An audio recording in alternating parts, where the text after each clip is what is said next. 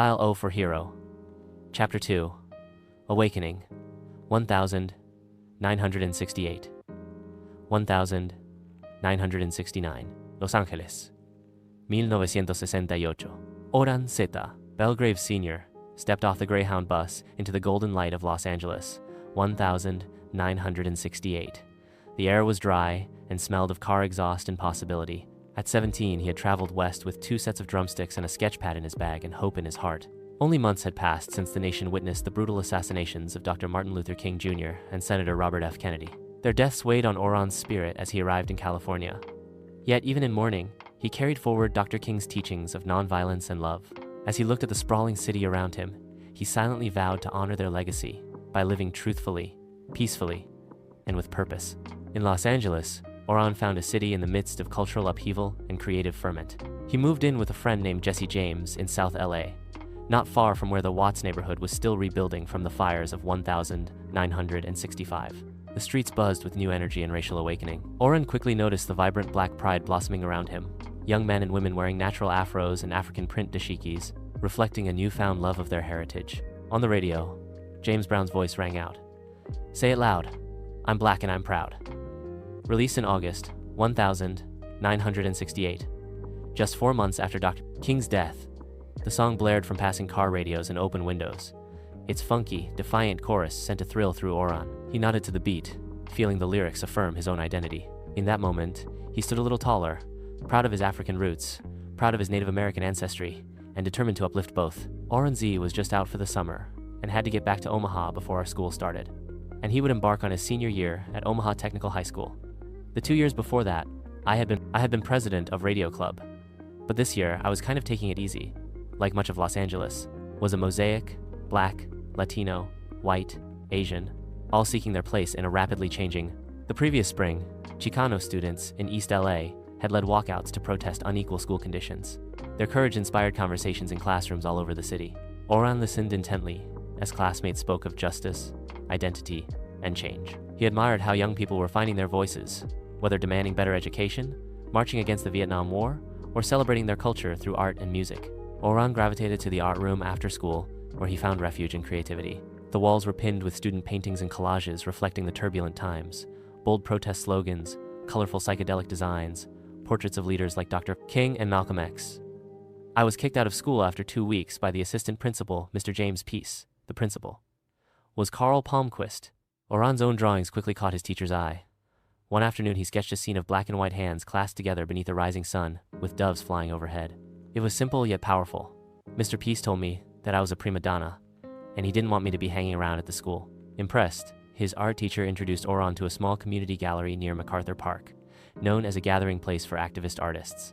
Walking into that gallery, a modest space called Gallery 32, felt like entering a hive of inspiration. The gallery's founder, artist Suzanne Jackson, welcomed him warmly. On the walls hung works by emerging African-American talents, blending art and social commentary. Oran marveled at David Hammond's haunting body prints and Emory Douglas's fiery illustrations for the Black Panther newspaper. In one corner, a circle of artists debated passionately over coffee. They spoke about using art as a vehicle for community activism and change. Oran quietly absorbed every word. Here were painters and poets turning the anger and grief, panic and rage of the times into creative expression. Here was proof that art could speak truth to power. At home, Oran nurtured his spiritual side. His grandmother, a wise, gentle woman of native heritage, often told him, "Look for the Creator's light in all things." Remembering her words, Oran found himself praying more deeply each night. He would read from the family Bible by lamplight, drawing strength from the teachings of Jesus. The more he read, the more he hungered for true Christianity, the kind that meant loving your neighbor, pursuing justice, and walking humbly. At the Kingdom Hall on Sundays, he listened to sermons about forgiveness and unity. One week, the brother read Jesus' words, "Blessed are the peacemakers, for they shall be called children of God." Oran held on to that, repeating it in his mind as a personal mantra. In the turmoil of 1968, it was not easy to be a peacemaker. Cities were ablaze with riots and protests, but Oran understood this was his calling. Nonviolence was in his very DNA, strengthened by both the Christian faith of his black ancestors and the reverence for life taught by his native forebears. That autumn, Oran often visited the Watts Towers, tall spires of mosaic and steel that rose unexpectedly from a Watts backstreet. The towers had been built by a single man from scrap metal and cement, an act of faith and creativity that had withstood even the riots. Standing beneath the intricate spires, Oran felt connected to something eternal. The colorful bits of glass and tile glinting in the sun reminded him that beauty can emerge from broken pieces. He would sketch the towers in his notebook and reflect on how hope persists through hardship. Many evenings, as the California sun set in a blaze of orange, Oran sat on the rooftop and watched the sky. Airplanes from LAX roared overhead, bound for distant places. He dreamed of broadening his horizons too, maybe studying art in New York or beyond. Each day in Los Angeles was shaping him. Every soulful kingdom song, every rallying cry of pride, every conversation about justice was another brushstroke in the portrait of the hero he would become. By early 1969, Oran's talent and passion had begun to open remarkable doors. At the citywide high school art contest, his mural design, a vibrant tableau of people of all colors joining hands around the LA skyline, won top prize. Word of the young artist spread. One afternoon, Oran received a phone call that left him astonished. Saul Bass, the legendary graphic designer, had seen Oran's work and wanted to meet him. Bass was a giant in the field, an Oscar-winning designer known for iconic Hollywood film titles and posters. In fact, Bass had just crafted the new Bell System telephone logo in 1969, a design seen by millions of Americans daily. That such a man would take interest in a 17-year-old upstart was extraordinary. When Oran visited Bass's sleek office in West Hollywood, he was greeted with shelves lined by famous movie poster designs. Bass himself, gray and charismatic, thumbed through Oran's portfolio with a keen eye. "You have a bold vision for someone so young," Bass noted, tapping a finger on a poster Oran had made honoring Dr. Est. King. The teen's heart hammered in his chest. Bass offered him a job graphic artist position on the spot. A dream job for any aspiring commercial artist. Oran was speechless. The salary and the chance to learn under a master were tempting. That night, Oran scarcely slept. He prayed for guidance, considering his path. Taking the job would mean diving straight into professional work after art school. But another option tugged at him, continuing his education. He had recently been accepted to the prestigious Studio Academy, with a scholarship to study commercial art in the fall. It was an opportunity to refine his craft and broaden his perspective in the art. Oran thought of his father's advice. Aim for knowledge first, success will follow. He also thought about who he wanted to become. His art was not just a career, it was a mission. To best use it to help others, he felt he needed to grow more, learn more. By morning, Oran had made up his mind. He phoned Saul Bass to respectfully decline the job offer, explaining his decision to pursue further education. Bass, though surprised, responded kindly.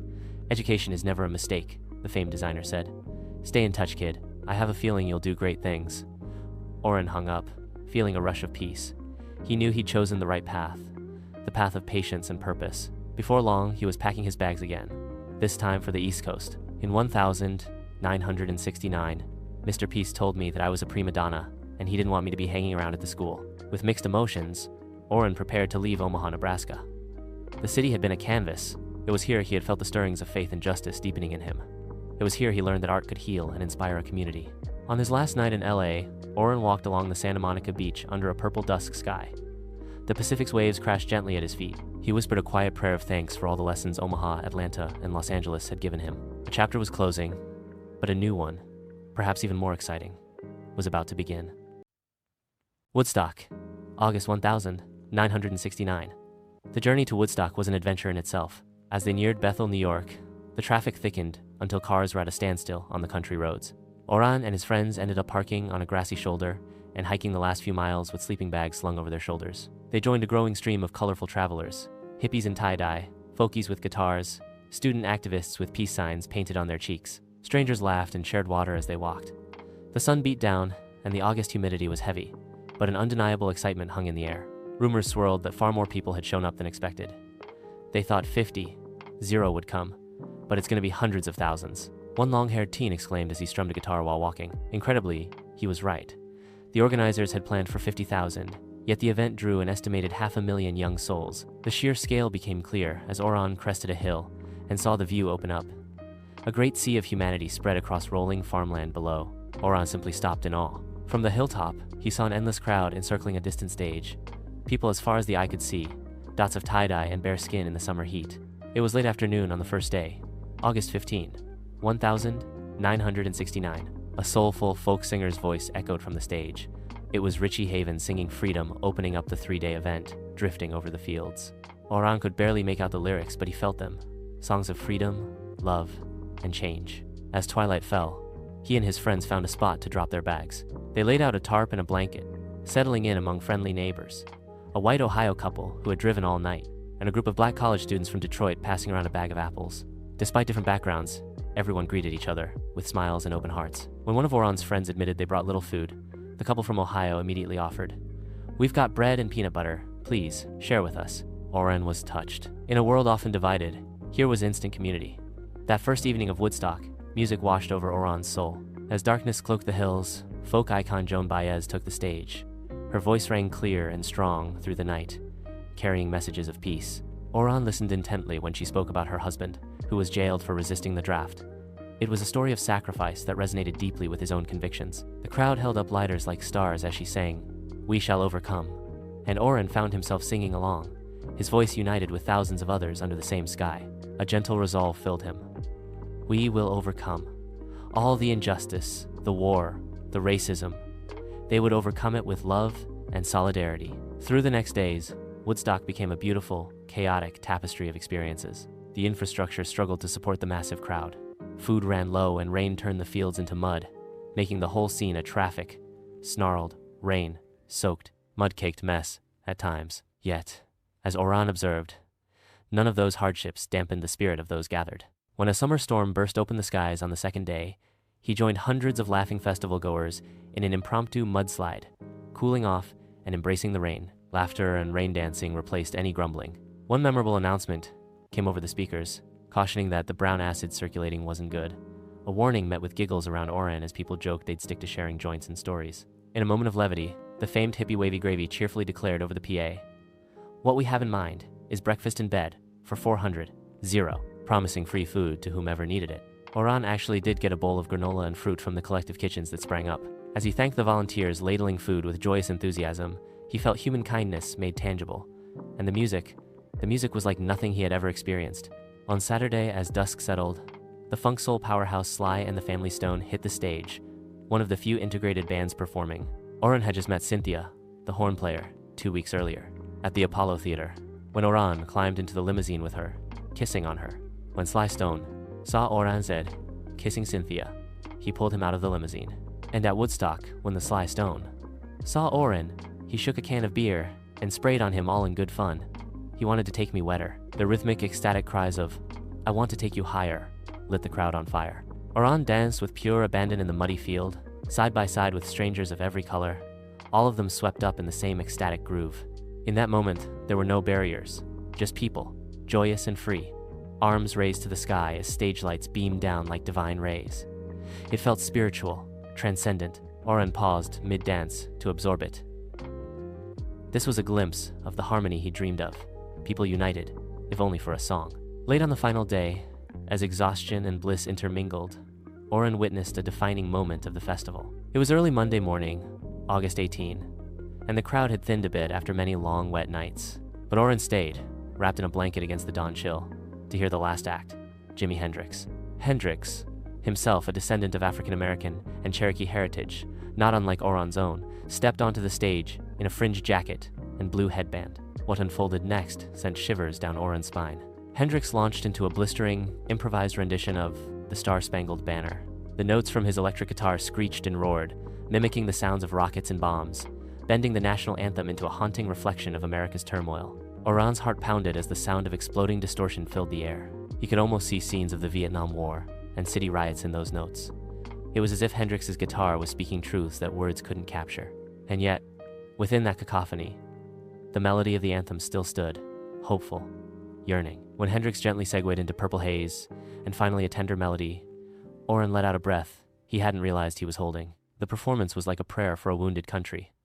Oran wiped a tear from his cheek. He felt affirmed in his mission.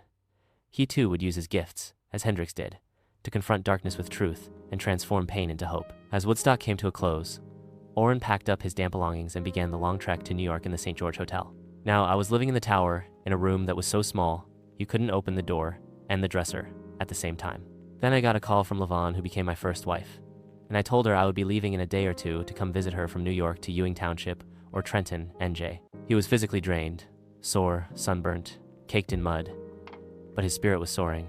500,000 young people had gathered peacefully, proving to the world that unity was possible. Despite shortages of food and torrents of rain, there had been no riots, no violence. Instead, there was sharing, music, and mutual care. It felt, to Oran, like a glimpse of the beloved community that at the time Oran was looking for communal life, where people could live together in peace, fully. You'll see how that worked out. Had spoken of a community based on love and justice. Climbing into the van, Oran took one last look at the trampled fields behind him. They were emptying now, strewn with trash and abandoned tents, the aftermath of a great happening. It struck him how quickly such a utopian moment could fade back into reality. Soon, they would all return to a society still fraught with division. But Oran carried the festival's lesson in his heart. He had seen what people could be at their best. He had lived the ideal, if only for a weekend, and it strengthened his faith that one day, with dedication and courage, that ideal could be made real for all. On the drive back to the city, as his friends dozed, Oran quietly opened his notebook and began to sketch by the wan light of dawn. He drew the Woodstock crowd as he remembered it during Sly Stone's set, a vast field of silhouettes dancing and reaching upward. Above them, he sketched a great tree whose branches held musical notes, peace signs, and flowers, all intertwined. In the tree's trunk, he drew faces of various races looking outward together. At the base, he wrote a single word in flowing script: harmony. It wasn't an assignment or a poster for anyone else, just a personal piece, an outpouring of his soul. Drawing it, he realized something profound. His art was his ministry. Through it, he could capture truth, inspire unity, and offer hope, just as he had experienced this weekend. The thought filled him with purpose.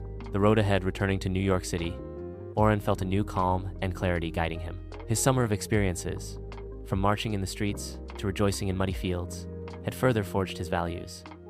He resumed classes that fall with redoubled focus. In the classroom, he poured everything he had lived and learned into his projects. His instructors noticed the change. Oran's designs now carried an authenticity and heart that set them apart. One professor remarked that his latest poster concept felt like a message to the world. Oran smiled, knowing that was exactly his intention. Meanwhile, the wider world kept turning in dramatic ways. In July, the nation had watched awestruck as Apollo 11 carried men to the moon, captivating the world just a month before Woodstock. Oran had followed the moon landing on a fuzzy black and white TV in a dorm common room, cheering with strangers as Neil Armstrong took that one giant leap for mankind. To Oran, that giant leap signified that anything was possible. If humanity could reach the moon, perhaps they could also conquer problems like hate, hunger, and war on Earth. Later in November 1969, news reached Oran of Native American activists boldly occupying Alcatraz Island back in California, demanding rights and recognition for indigenous people. As a young man of both African and Native descent, Oran felt proud and heartened. The spirit of justice was alive on all fronts. He sent up a prayer for the activists on Alcatraz. May truth and righteousness guide them. Their stand only reinforced his own. He was determined to use his emerging skills to support all communities that had been marginalized. One crisp afternoon in late 1969, Oran found himself at a personal crossroads that felt as important as any he had faced. He sat in the Academy's design studio, sunlight slanting through the tall windows, a letter in his hand. It was from a major advertising firm in New York, an offer for a part-time job, impressed as they were by his portfolio. It wasn't Saul Bass's studio, but it was still a tempting foot in the door of the commercial art world. Oran thought of the letter, and then he looked around the studio at the project he was working on, a series of public service posters promoting nonviolence and community solidarity, which he hoped to display in local community centers. He realized that for now, his education and personal projects were where he needed to focus his energy. The job could wait. He gently set the letter aside. Opportunities would come again, he was sure. At this stage of his life, preparing himself fully, in skill, in knowledge, in spirit, was paramount. That evening, as the semester wound down, Oran took a walk across the Brooklyn Bridge. The city skyline glowed ahead of him in the twilight, the Statue of Liberty faintly visible in the harbor as a symbol of hope. Each footstep on the old bridge's wooden planks echoed the steps he had taken in life, so